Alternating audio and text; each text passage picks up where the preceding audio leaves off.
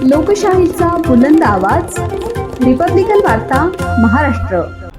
नांदगाव तहसील कार्यालयावर आदिवासींचा मोर्चा, बोगस हटाव आदिवासी बचाव। विविध मागण्यांचे तहसीलदार सुनील सेंदाणे यांना निवेदन सादर।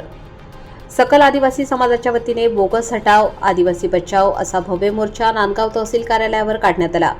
या मोर्चात आदिवासी बांधव, महिला व युवकांनी उत्स्फूर्त सहभाग घेतला। मोर्चाच्या शेवटी तहसीलदार सुनील सेंदाणे यांना आंदोलकांच्या वतीने निवेदन देण्यात आले।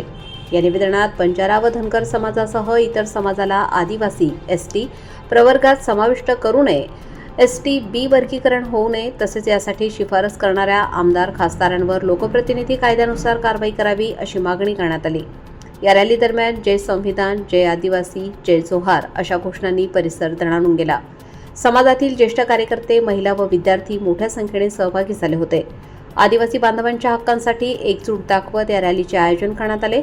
यावेळी नांदगाव पोलीस स्टेशनचे पोलीस निरीक्षक दिगंबर भदाणे यांनी चोख बंदोबस्त ठेवला।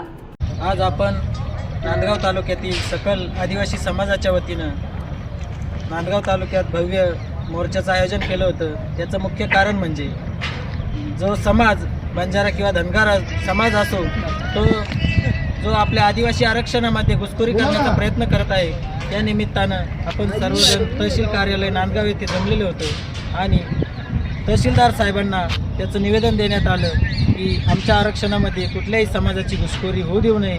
असं म्हणजे जे हैदराबाद गॅजेटचं जो लागलेलं आहे त्या गॅजेटनुसार कुठल्याही प्रकारे आदिवासी आरक्षण संविधानिक आहे आणि आदिवासी आरक्षण हे संसदेनुसार चालतं। ते कुठल्याही राज्य शासनाच्या किंवा कुठल्याही संस्थेला बळी न पडता दान दबावात न येऊन। रिपब्लिकन वार्ता महाराष्ट्र न्यूजसाठी नांदगाव प्रतिनिधी Muktaram Bagul, Nandgaon. Subscribe now and press the bell icon. Never miss an update.